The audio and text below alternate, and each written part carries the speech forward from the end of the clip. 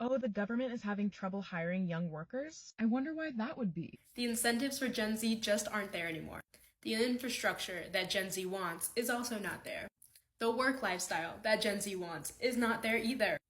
This creator lays out a great point that a lot of the technology local government uses is archaic, and that is true, and it's super frustrating, especially because systems consistently are breaking down or they take forever to actually use, learn, and implement for a lot of different people. And it's really hard to change anything up. On top of that, I also want to talk about the benefits, as I've mentioned in other videos. So historically, local government had this like golden handcuffs ideology surrounding it. That was basically saying like, oh, well, once you get into local government, the benefits are so good, the pay, whatever, is so good that you'll never want to leave. However, a lot of those benefits are still the same, but the environment we're living in is not the same. It is now not really feasible to buy a house for young people. So salary, like you can't really get much out of a local government salary anymore. On top of that, a lot of local government agencies bank on the fact that you're really interested in the retirement benefits.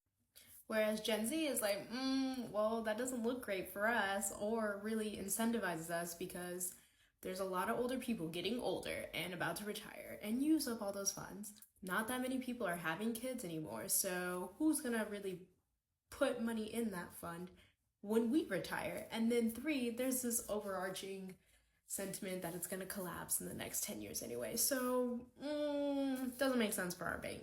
Now, the third segment of people who are in local government are the folks who are like public service oriented and really want to make a big impact in their local community.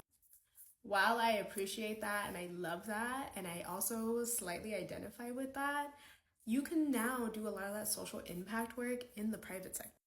Because unfortunately, a lot of local governments are now having to contract out some of their very impactful work because they don't have bandwidth to do it on their own anymore. Which means that you, as a private entity, could come in and do this work, but at the risk of not really having deep roots in the place that you're doing this work. However, the incentives are there in the private sector. The pay, benefits, a hybrid or remote work schedule, depending on how you feel, and the social impact that you're looking for. Not to mention, trust between local government and community is at an all-time low, so it's really hard to build those bridges in general. FYI, I'm a huge supporter of young people working in local government. I think it would just be helpful for us to have transparent conversations about what's actually happening and what you're going to be walking into when you start work. Either way, let me know what you think about all of this, and if you think there's any other reasons young people might be or might not be interested in working in local government. Talk to you soon!